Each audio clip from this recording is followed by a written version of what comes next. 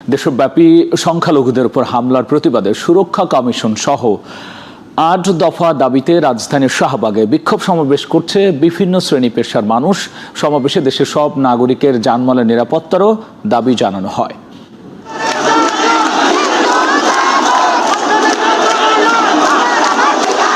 অধিকার আদায়ের দাবিতে আবারও সরব শাহবাগ চত্বর। স্লোগান মুখর মানুষের কণ্ঠে দৃপ্ত দাবি নিজের জন্য, দেশের মানুষের জন্য।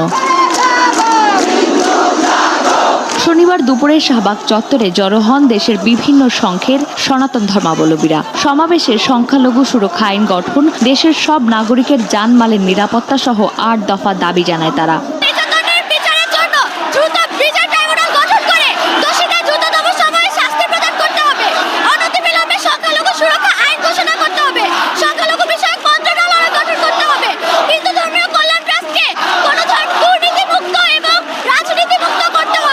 সমাবেশে উপস্থিতরা বলেন, দেশে বরাবরই একটি গোষ্ঠী বিশৃঙ্খলা সৃষ্টি করতে সংখ্যালঘুদের ওপর হামলা করেন।